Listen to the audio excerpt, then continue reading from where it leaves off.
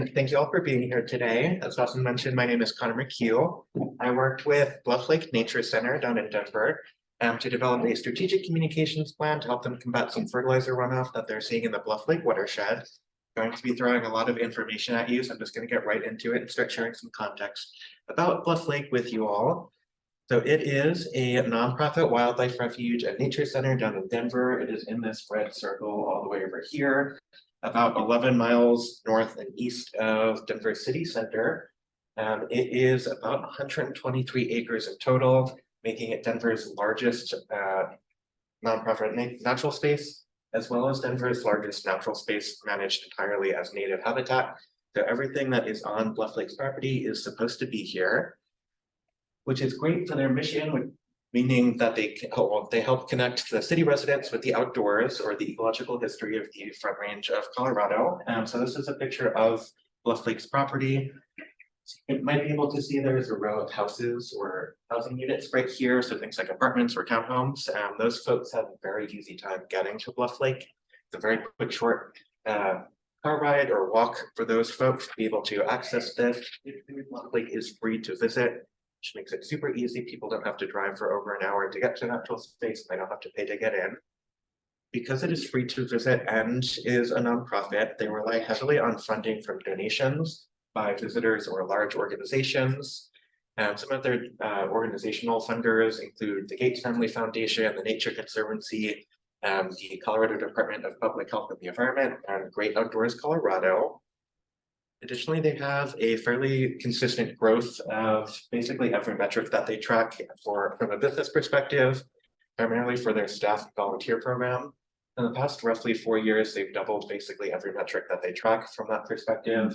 They have 8 full-time year-round staff members right now, broken into 3 departments. So it's the administrative department, the natural resources department, and the education department, which also consists of 3 youth education volunteers. They're there basically on a part-time to full-time basis, but volunteer instead of on payroll.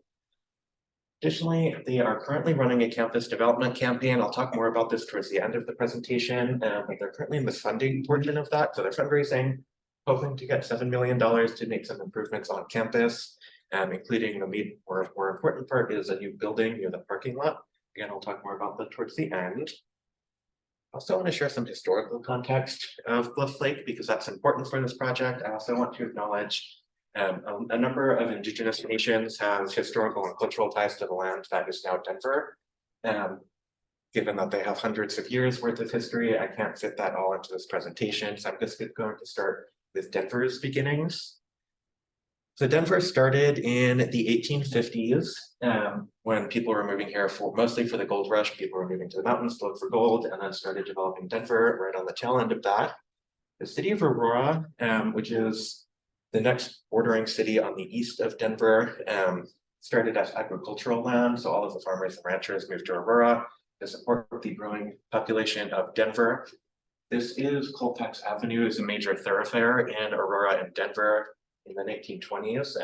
Does not look anything like this anymore. It's a lot bigger and much more commercial than it was 100 years ago. Additionally, Bluff Lake started development in that same area in the 1880s as part of that agricultural boom. So the actual lake on Bluff Lake's property was used as an irrigation point. The nearby farmers would get some of their water for their crops from Bluff Lake's lake.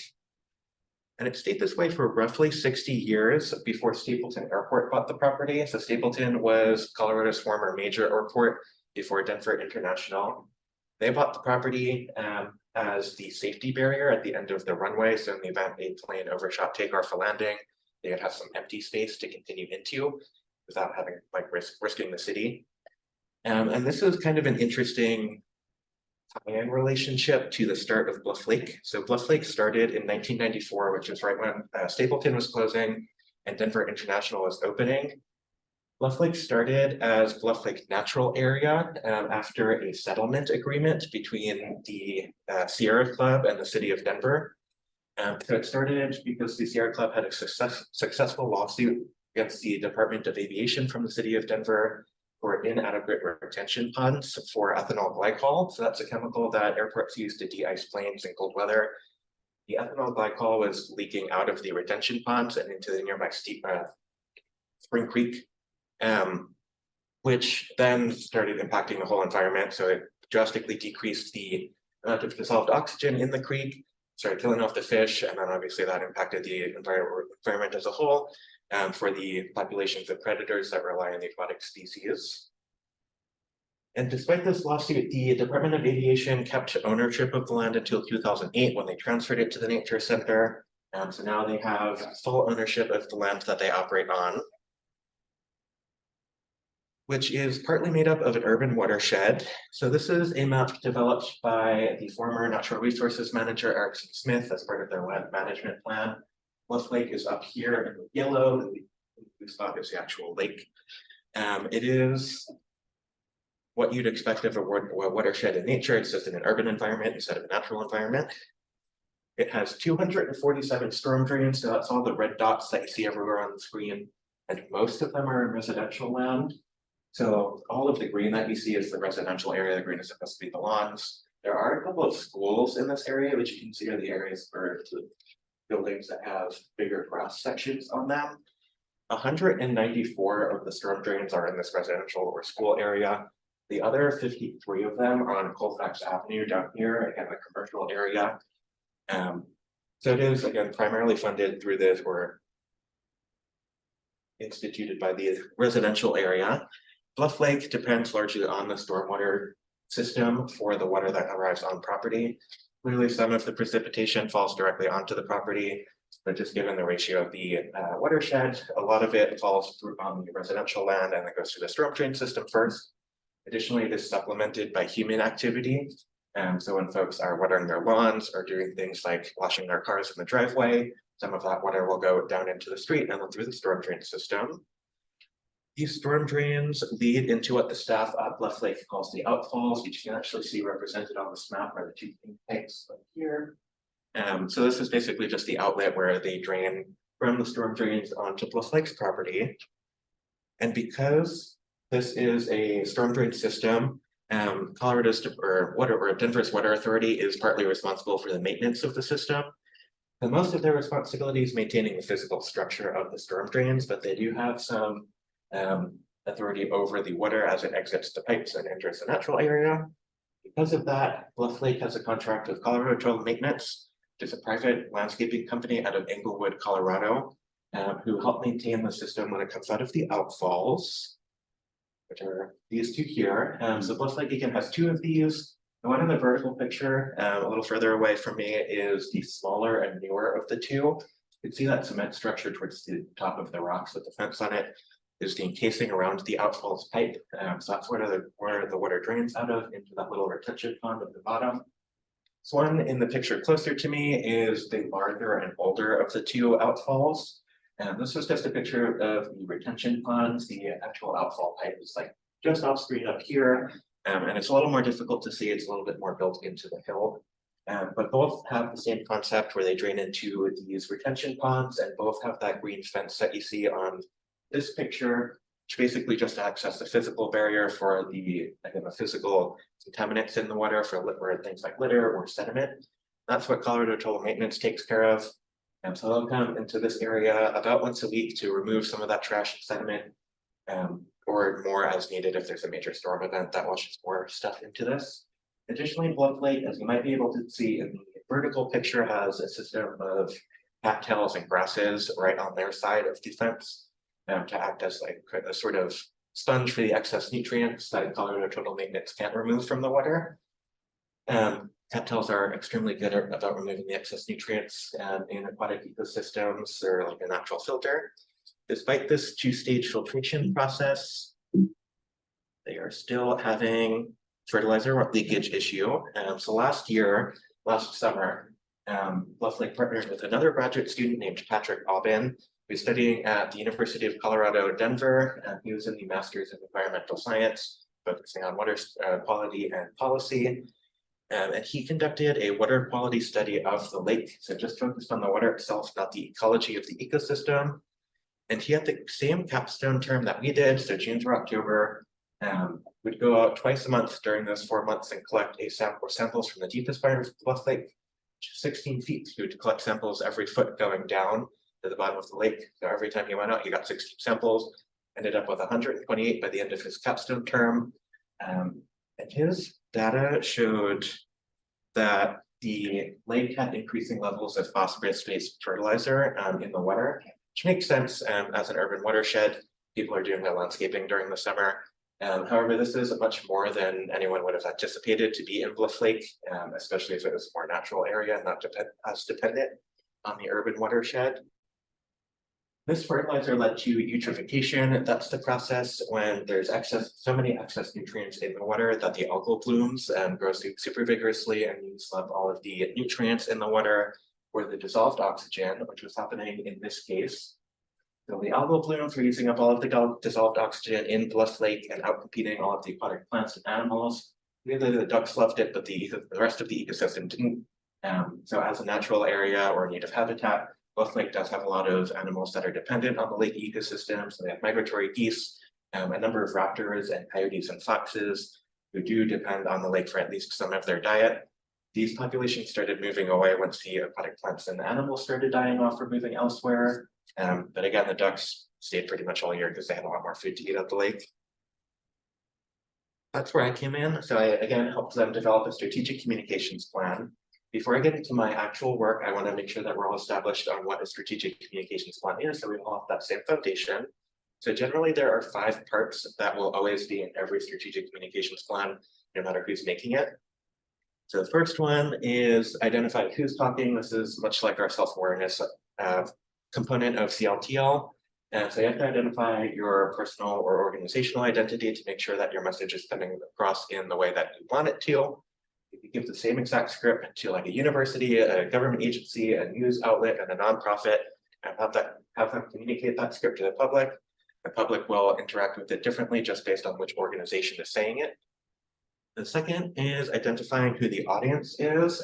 This is a twofold part. So one is accessibility. If you folks speak different languages, you need to be able to translate that. Or folks have disabilities that prevent them from being able to engage with content, you need to be able to accommodate those disabilities. Additionally, there are a number of different value dimensions that I'll talk about more in a couple slides that interact directly with how folks engage with content.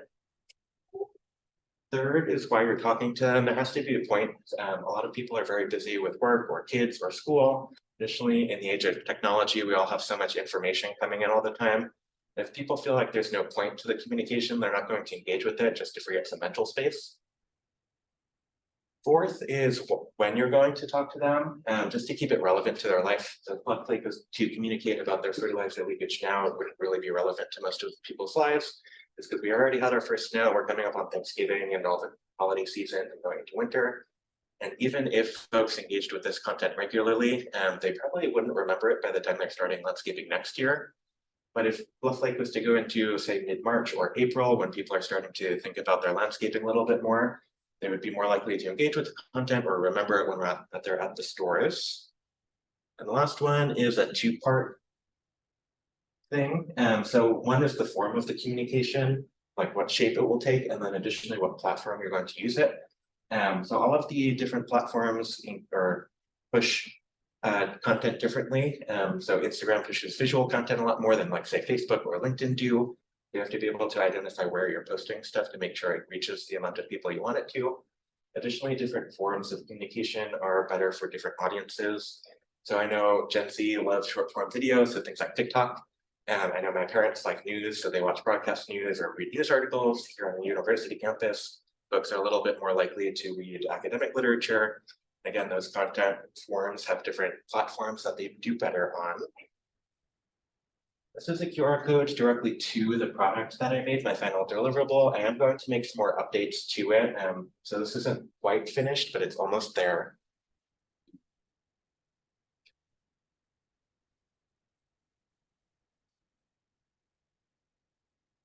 No, are you good? Cool.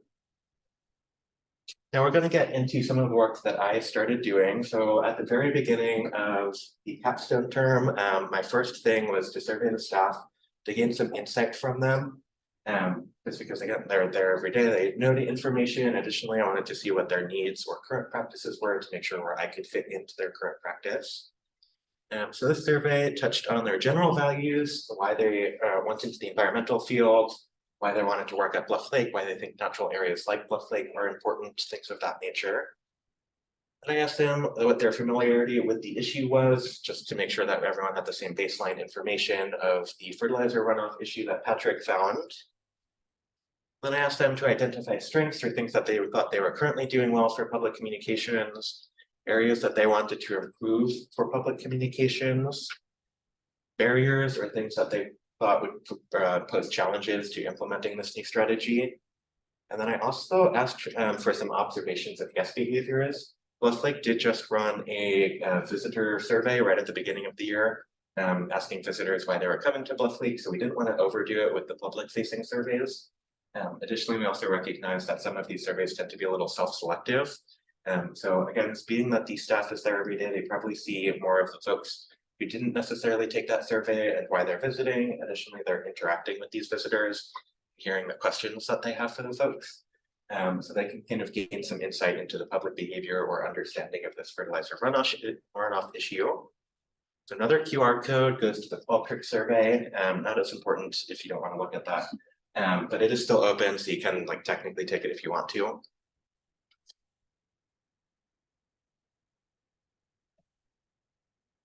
And then my second phase, which was the longest phase for me, was understanding the audience, just because I'm not from Denver or this part of Aurora, so I don't really know who lives there. And again, just a reminder, audiences tend to engage with content differently depending on their identities. And a growing body of communications and journalism literature says that cultural value dimensions interact directly with the way that folks engage with communications content, or the way that the communicators should kind of create that content for them. Cohort 12 had a presentation workshop about the cultural value dimensions at the end of the spring semester, led by Nicole, Caitlin, Emily, and I. That author, David Livermore, identified 10 cultural value dimensions. He went a little bit above and beyond. Most other anthropologists identify 5. All 5 of these are in David Livermore's book. So I'm going to just cover all of the core 5, just to make sure, again, we all have that information to start with. The first is probably the most well-known, is the individualism versus collectivism value. So this focuses more on if people from certain culture tend to focus on their own development or growth, or the development or growth of the community as a whole. America tends to be very individualistic. Power distance is more the social hierarchy, so focusing on kind of the distance between levels of a hierarchy. An easy way to understand this is a manager level. So in high power distance cultures, managers tend to have a lot more power over their team that they oversee. Tell them this is what we're doing today. In low power distance cultures, those managers tend to have a little bit less power over the team. So they go to the team and get some insight for the plan for the day or the week or whatever it is. And the team that they oversee has a little bit more input into what they do at their job. The third is uncertainty avoidance, or just mostly how averse folks are to taking risks. So high uncertainty avoidance cultures tend to want a specific plan or specific actions to reach a specific outcome, whereas low uncertainty avoidance cultures tend to be more okay taking risks or doing things without a plan, or doing things if they don't know what the specific outcome will be. Again, America tends to be a very low uncertainty avoidance culture. Gender role differentiation focuses on the binary between masculine and feminine. So it focuses more on that kind of role of social status between men and women. So in high differentiation cultures, men have a little bit more social status, they get better paying jobs, more responsibility at their jobs. Additionally, the fathers tend to be more the logical need providers. So getting the money to provide housing and food for their families, whereas mothers tend to either more emotional standpoint of raising children, so they take on the emotional development of the kids, whereas low differentiation cultures tend to be a little bit more balanced between men and women. It's not perfect in most cultures, but men and women do tend to have a little bit more equal social standing or job prospects, and both fathers and mothers tend to take on equal needs of raising children. And then the last one is time orientation. So short-term oriented cultures tend to be more desire more quick turnaround for projects. And America tends to be a very short-term oriented culture. We expect our elected officials to get results in the first 100 days they're in office.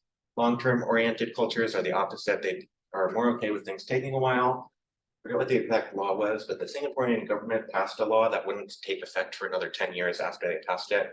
The citizens in Singapore loved it. They thought it was the greatest thing that it would take 10 years. Very different from America generally. Additionally, I do want to point out, as cohort 12 learned, these are good guidelines to learn how a culture operates, but there aren't rules. There will always be exceptions in these, depending on the culture. Which brings you to the audience that we're applying these guidelines to. So it's two primary zip codes, 80238, which is this one up here, the more odd-shaped one, and 80010, which is the one directly south of that. I'm going to throw some information at you that is publicly accessible on the US Census Bureau's website. So the next few slides will have the US Census Bureau's data on them. So I'm going to start with 80238, just because that's where Bluff Lake is. This part right here is Bluff Lake. So it is barely within the zip code, but it still is in there. I'm going to throw some stats at you with this. So it's just under 30,000 people in about 11,000 housing units. So these are just the buildings that people live in, things like apartments or townhomes. It's quite a high median household income, about $145,000 a year. This is much higher than the state as a whole. Colorado as a whole has a median income of about $90,000 a year. So this is about $55,000 above that. Additionally, it's quite a low poverty rate. Only 1.8% of the folks here are below the poverty level, which again is a much better statistic than the state as a whole. The state's poverty rate is about 9.4%. The employment rate is quite high, over 75% are employed, which again is better than the state's statistic, which is about 66% employment. Most of the residents do have health insurance, only 1.5% do not have health insurance, which again, surprisingly, is better than the states as a whole. The state is about 8.8% of folks do not have health insurance coverage. 82% of the population speak only English at home. This doesn't mean they only speak English everywhere. It just means at home that's the primary language that they speak with their family. 71% of the population are naturalized citizens and 29% foreign-born. This does not indicate current citizenship status. It just means if you got citizenship on being born or not. And the last one, it's a very institutionally educated zip code. So it's almost 80% of the population has at least some secondary education. It breaks down that it's roughly 34% have at least a bachelor's degree, and a little over 42% have a master's or professional degree or higher. So again, very institutionally educated, which is quite different than 80010, which is the zip code directly south. Most of the watershed happens to the zip code. Again, Bluff Lake is in this part up here. So same information, just some specifics to throw at you. So it's a bit higher population and only a few thousand more total housing units. It's a much lower median household income, so 51,000, which is only about a third of the other zip codes median household income. Additionally, this is about $40,000 lower than the state's median household income. A much higher poverty rate. So this again is about double the poverty rate for the state of Colorado as a whole. It's a lower employment rate. It's a little bit closer to the state of Colorado's employment rate. Again, that's about 66%. So it is still lower, but it is closer to the state average. Quite a bit higher percentage of the residents do not have health insurance coverage. Again, that's about 8.8% for the state. More than half of the population speaks a language other than English at home. The most common is Spanish. So it's about 42% of the population speak Spanish at home. Another 45%, or the other 45.5% speak English at home. And the last couple of percentage points are from Southeast Asian languages, so things like Thai and Korean. 2/3 of the population are naturalized citizens, another 1/3 are foreign-born. Again, this does not indicate current citizenship status. It's a much lower institutionally educated zip code. So it's about the same percentage, but for high school degrees. So it's about 34% of the folks in the zip code have at most a high school diploma or equivalent, and another roughly 42% of them haven't finished high school or gotten that equivalent diploma. So again, a lot less institutionally educated or privileged. This is the same information I just showed you, just side by side, so you can a little bit more easily compare them. So I do want to point out 80238 tends to have a lot of the cultural value dimensions you'd expect of Americans, and so they're very individualist. They have a low uncertainty avoidance, and tend to be very short-term oriented. So folks here tend to be more or likely to engage with communications if it shows the benefits that they themselves will receive, even if they don't know the specific actions to take to receive those benefits. Additionally, they expect results fairly quickly. 80010 tends to be, or additionally 80238 tends to be a very white zip code, which is likely unsurprising given these demographic statistics. 80010 tends to be a little bit different based on ancestry. So I found that most of the more of the residents in this zip code identify as Hispanic or Latin ancestry, with ties to Mexico, Guatemala, Venezuela, or Honduras were the four most prominent non-US countries. And those four countries tend to have exactly the opposite cultural value dimensions of America. So they tend to engage more with content that shows benefits to their community or families as a whole, tend to want or desire specific actions to take to receive or engage with that specific outcome, and tend to be more okay with things taking a while to achieve that outcome. So that's sort of the dynamic of the differences between the audiences that Bluff Lake is trying to communicate with. So now we're getting into some of the results that I had with my project. So these are from the survey. All of the ones on the strength slide are from the survey themselves. The things that the staff told me that they thought they were doing well. First is that they have educational programming about the urban water system already in place. It's great they have that foundation. They're active on a range of communications platforms, so they clearly have a website. They do newsletters, they do email communication campaigns, and are active on Instagram, Facebook, LinkedIn, and YouTube. They again have a range of ways to communicate with the public. Residents consistently show interest in engagement by visiting regularly or regularly attending educational programming. They also receive or see a lot of return kind of involvement on social media platforms, a lot of people resharing information fairly regularly. They have easily accessible information specifically about volunteering and donating on the Bluff Lake website. So they have a whole webpage on all of the steps you can take to get involved in the different forms of volunteer programs, as well as the different steps you can take for donating, as well as the benefit you get for tax benefits for donating to a nonprofit. They do blog posts about the ecological restoration and educational efforts that they have on property, and they've seen an uptick in the website visitation since they started posting them, so they know that they are fairly popular with the people who are visiting Bluff Lake's website. It's good getting people on the website to learn that information. And the staff is generally familiar with the locations of the storm drains I showed earlier, and the neighborhood demographics that we just went over. So again, they're a little bit more familiar or more likely to be familiar with the cultural value dimensions that are present in these neighborhoods, as well as the most effective ways to communicate with the folks who live here. Let me move into the areas that they identified that they wanted to improve upon. I have 6 points on this. 5 of them came from the survey results specifically, and 1 was just an observation I had. So there was mixed familiarity with the water quality study that Patrick did. It was exactly 50-50. So 4 of the staff members marked that they felt familiar with the results of Patrick's study. The other 4 felt unfamiliar with his results. Educational programming, while it does exist, is generally made for kids. They have a large number of field trips that are primarily between kindergarten and 3rd grade. So even if there are adults who are chaperones on these trips, the education isn't made for them to engage with, and it's not made for them at an adult learner level. So even if they're there and paying attention to what the educators are saying, they're likely not going to remember it just because they're, again, not the audience for this education.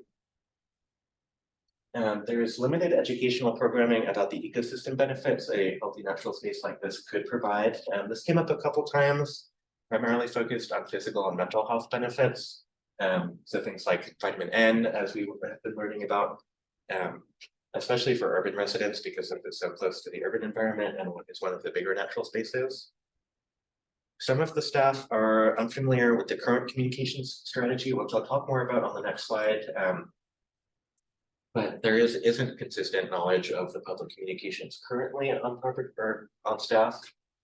And then last one that is on the survey is one person marked they wanted more communications between the 3 departments on staff. Just so that way if a visitor came up and asked someone on staff a question, they would get the same response no matter who they asked. And the one I observed is that some of the social media platforms, primarily Instagram and Facebook, do not follow the best practices for that platforms, which again, I'll be talking more about in a couple minutes. And then we move into the barriers that the staff identified on the survey. The most common one was language. So they know that a lot of the people in this watershed speak Spanish. They do have a couple of native Spanish speakers on staff. However, Bluff Lake staff recognizes, one, they're not always available to help with translation issues, and two, they shouldn't be burdened with all of the translation. Because it's not their job, they're not paid to do all the translation work, so they have other things to worry about. Second is that it could be difficult to engage new audiences who aren't already following or visiting Bluff Lake. There are ways around this on social media, but all of those are paid ways to advertise, which isn't always accessible for a nonprofit, especially one that is only 8 staff members. Again, this is what I was referring to on the last slide. They don't have a specific communications employee, so there isn't that consistent messaging about their public communication strategy right now. And a lot of the staff members do help with different aspects of the public communications, but they have other things to worry about and can't always manage the social media, or maybe aren't necessarily trained in the different social media platforms. And then one person most specifically about this project said the accessibility and the ease of use of these landscaping chemicals that are leaking into the water. So I pulled this from an online thread on Reddit. This person posted that they went out and bought all of these bags. So this is specifically Scott's Turf Builder. So it's a 2-in-1 product that is a fertilizer and a pesticide for weeds. And Scott's was redesigning only the bag. So the formula was the same and their bags were the same size. They were just doing like basically the front label design was different. So they told all of the stores that were selling this product, we only want to sell these bags for $1 each to get rid of the old supply, and then we'll send you the new stuff. So these are 12.5-pound bags. This person got 18 of them for under $20. So they ended up getting over 200 pounds of this fertilizer pesticide. Again, it's basically designed to just throw on the lawn and forget about it, and it'll do its thing. A lot of folks who buy this much fertilizer tend to over-apply. So that's probably what's leading to some of this fertilizer leakage issue, is that they're applying too much of it at a time. So now we're getting into my recommendations, knowing the challenges and the different areas of improvement for Bluff Lake staff. So I broke my recommendations into 3 areas: general communications, focusing specifically on, or not specifically, but things that could help them publicly communicate just across their program that I noticed. Issue-specific communications recommendations, again, focusing more specifically on the fertilizer runoff issue and engaging the public about that.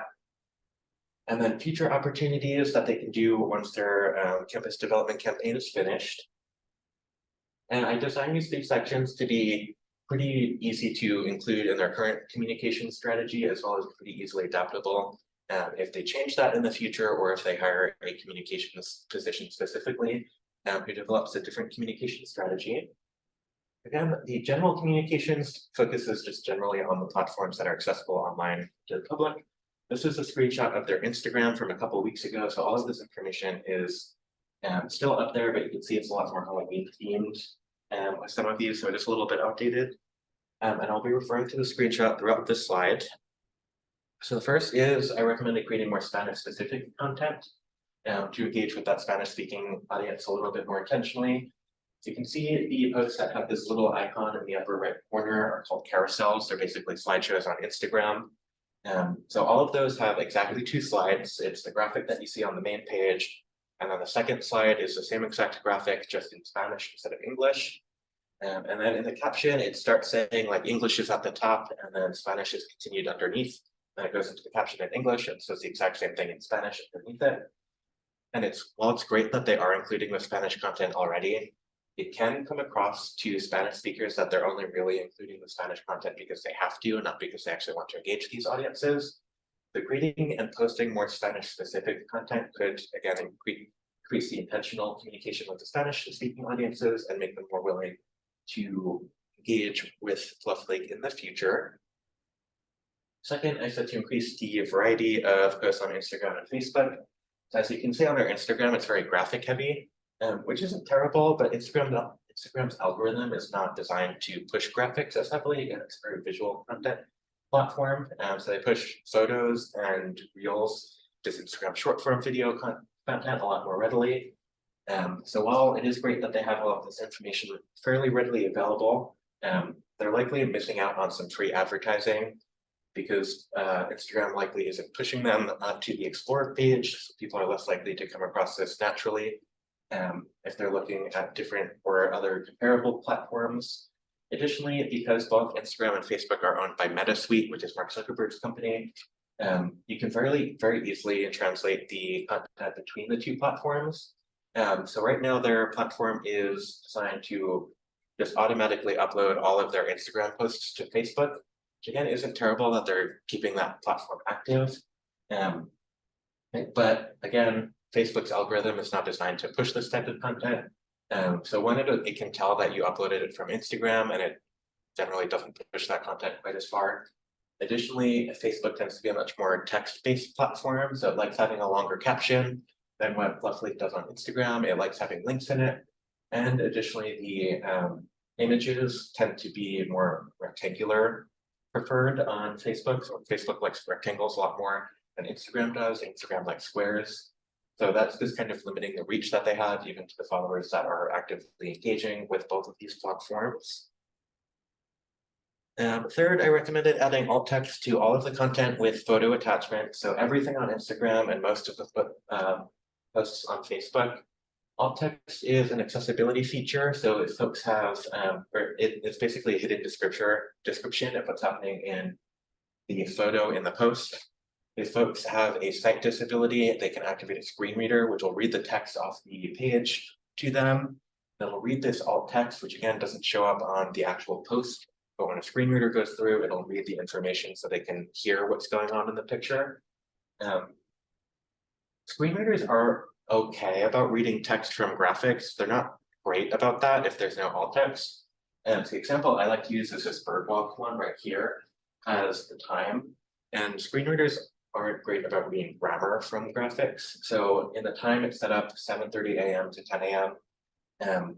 But the screen reader, when I tried it, said 7:30 am to 10:00 am. Which again, it is still reading that content, but it's not really in a way that is understandable to humans. So if they added that alt text and wrote out the words 7:30 and 10 a.m., it would read it in a way that's much more intelligible to folks who are using screen readers or accessible to them. Additionally, I suggested doing regular events, again, like this bird walk, the Outdoor Explorers program, or the forest bathings as Instagram stories rather than Instagram posts. The stories are a temporary attachment on Instagram. They only show up for 24 hours and then they automatically delete themselves. And because of that, Instagram pushes them a lot more quickly to followers than a post will. So if folks want to show up to these events, so are more likely to see the event as a story if they're following Bluff than they are as a post. Additionally, stories have the benefit that you can attach a link directly to them. So all of these require registration, which is free, but you still have to register and tell them that you're coming. To be able to post that link, the registration link right on the story, so people can sign up right there on the spot, instead of having it in a post where you can't post a link and asking them to go to the website and find the link on their own. Just less engagement that way. Folks have to do a little bit more effort. Additionally, I suggested reordering the link tree. Instagram does let you post a link to your profile, but it's exactly one link at a time. Linktree is basically a database where you can upload links and it'll store all of them in it and will act as the one link that you post to your Instagram profile. So you can have multiple websites shown on your Instagram in limited space. And they do have quite a number of links in this link tree, which is great that they're having, again, have that content active already. But it's not always in the way that makes sense or follows best practice recommendations. So like their website link is like halfway down the list. It should be the first. Additionally, they have two different links for the campus development campaign, which is related to this post right here. So one is the donation page of giving you instructions on how to donate to this campus development campaign, and the other is the information about the campus development campaign. And that should be swapped. So right now the donation link is first and the information page is second. Just to give people the opportunity to learn about the campus development campaign before you ask them for money for it. So just small things like that. Again, these are just general recommendations that I noticed, especially from my journalism background. Then we move into more issue-specific recommendations for this information, again, for the fertilizer runoff specifically. So first, I said to run or suggested running discussion events on property for the communities in the watershed. Mostly so Bluff Lake could learn about what's going on in the watershed. That should be step one for their priority. They know that this fertilizer runoff issue is happening, but they should understand why. This is a good way to do that. Get those communities involved a little bit, get them potentially on property, understand the behaviors that they have in landscaping, or the different products they use when they do their home landscaping. Additionally, they can learn if folks in apartment complexes feel like they have any power to influence the complexes apart or landscaping. So all of that information is vital to improving the current status of the fertilizer runoff. Secondly, I recommended creating a two-part video and a web page for the website explaining what the urban watershed is, talk about the impacts the landscaping is having. This again has a range of different types of media to engage on different audiences in the way that they prefer. The web page would basically just be like what you'd expect, a news article or a blog post saying this is what's going on. Here's how your landscaping could impact our natural area. Here's things that you can do to help us. And then the video, I suggested making two. One would be a longer form video for their YouTube channel with interviews from a couple of people on staff or potentially from the city, and have more of like the pretty B-roll footage it's called, which is the footage that they play over when someone's talking. So it's like the footage of the environment. And then I also recommended making Instagram Reels, again, just to have a different form of content, which would basically just be on someone's phone, 30 to 60 seconds as either the executive director or the natural resources manager saying, hey, we're having this issue of fertilizer runoff. Here's the things that you can do to help. For more information, you can visit our YouTube channel or our webpage. Again, just to have the range of different content forms and platforms active. Third, I recommended becoming familiar with Colorado's Conservation Data Explorer, the Codex. Cohort 12 learned about this on a field experience with the Colorado Natural Heritage Program in the spring semester. It's basically a database for folks to see the different conservation projects or conservation statuses around the state of Colorado. It has a number of different organizations contributing to it, so it's pretty updated pretty frequently. This would provide Bluff Lake with some more information if there are other urban watersheds in Colorado that are facing similar situations, maybe give ideas to Bluff Lake of what those areas are doing. Additionally, 80238, which is the zip code that Bluff Lake is in, research suggests that those forms of neighborhoods tend to like to be a little bit more engaged with the learning process. So they want to feel like they're included in learning and provide some of that information to Bluff Lake. So this would be a great way to do that because you can create a free account for the Codex. So those folks would be able to log in on their own personal account and find out the conservation work that's going around the state, get them a little bit more engaged with that. You can basically zoom in very close, basically in their zip code or in their area to find out the conservation work that's going in their backyards. Just another way for folks to be engaged with that process a little bit more. And then I suggested including information about the fertilizer runoff in the youth education that already exists. One, just to expand their kind of future steward education, because these kids are going to grow up and move somewhere and potentially do landscaping. If they're thinking about this from a young age, they're more likely to be a little bit more sustainable in the future. But additionally, this is a great way for free advertising. Again, Bluff Lake does a lot of field trips with young kids in kindergarten through third grade. A lot of these kids probably go home to their parents and say, this is what I learned on my field trip today. So engaging those parents a little bit more through the kids. And off of that, I suggested developing adult-only events or educational programming, focusing on the watershed or the fertilizer runoff. Well, it seems obvious, the adults are the ones doing landscaping or contributing to this issue potentially. However, if they're not necessarily engaging with the educational programming because it is made for children mostly. And even if they go to these programming, they have to worry about the safety of the kids that they're with. So if you have opportunities for adults to show up on their own, they're more likely to engage with the content more deliberately, just because they don't have to worry about watching the kids running around the natural area, and the educational programming is made for them or at a level that they can learn from or engage with a little bit more intentionally. Then the last one is the future opportunities once the campus development campaign is finished. So this is their proposed project. All of the vibrant colored areas, it's the things that they're hoping to accomplish or by the fall of 2025, so in a couple years from now. So we're rearranging the parking lot, redoing the ADA compliant ramp down from the parking lot to the nature center. You can see the current ramp is down here. It's very straight, so they want to make it a little bit more curvy to prevent erosion and keep accessibility high. And the areas that I want to focus more on for this are this new outdoor workshop, and this new public and administrative wing is a new indoor building that they are using for office spaces as well as community rooms and classrooms.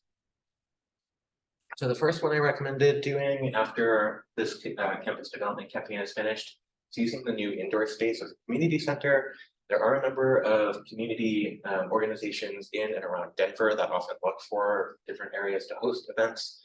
A lot of them are culturally based for Hispanic culture, indigenous culture, and there's a couple like Pacific Island cultures, which are comparable organizations to the ones that we have on campus, like El Centro or the Native American Cultural Center. And then additionally, this was an idea from Megan in our cohort. So Intercambio is a volunteer-based organization in Boulder County who help adults learn English as a second language through volunteer educators. Most of their events are more classroom styles on Zoom, so there's one or two facilitators who are like teaching in class basically. These community conversations are hour-long events where they just bring people together in a room to like hang out and talk to each other, share information about languages or exchange information about cultures. I recommended both of these to increase that feeling of community across the watershed. So one good way to engage people a little bit more deliberately if they know the people that they don't normally see every day, or see the benefits of a healthy ecosystem on these folks. Additionally, it was to get people out on the land a little bit more intentionally. I'm assuming some of the folks would show up early or stay after these events and explore Bluff Lake and interact with the staff a little bit more. It's a great way to kind of engage them, increase the care that they have because they're exposed to the land and engaging with the Bluff Lake team, all of that fun stuff.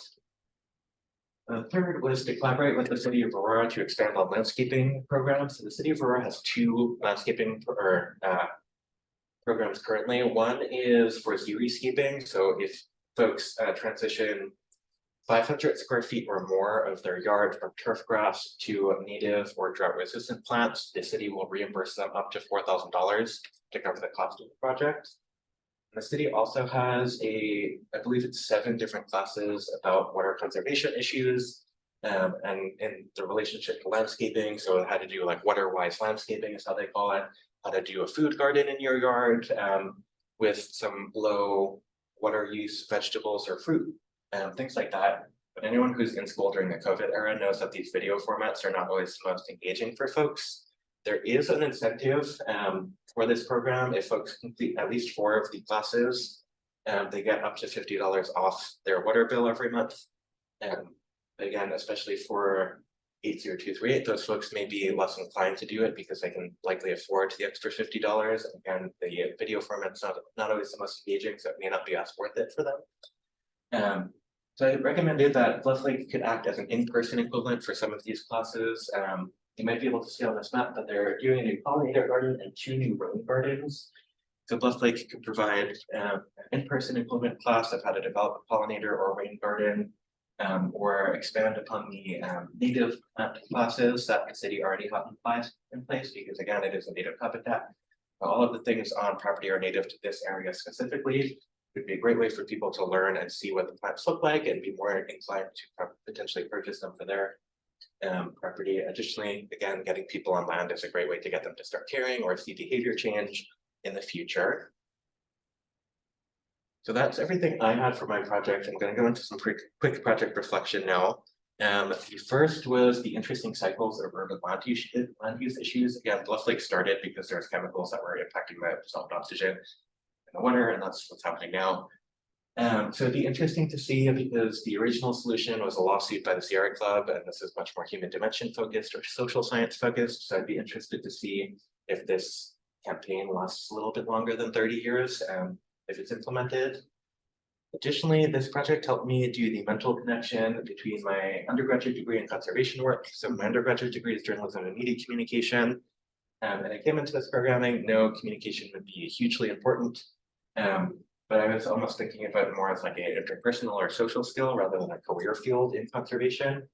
But this project really helped me see that there is a huge need for trained communicators, especially when in collaboration with my current part-time jobs, and really kind of bridging that gap between communications field and conservation work. We also want to thank some folks because I'm getting close on time.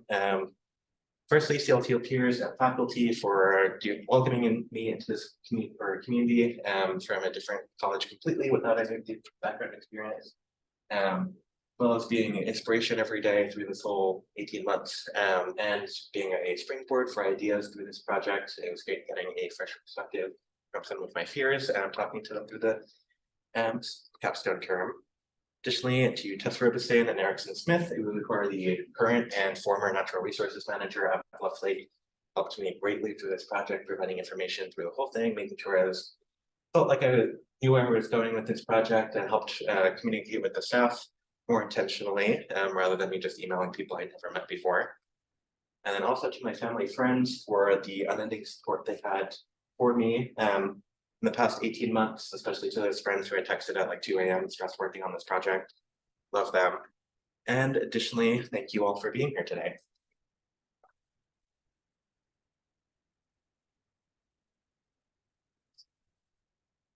Right, I'm stopping the recording.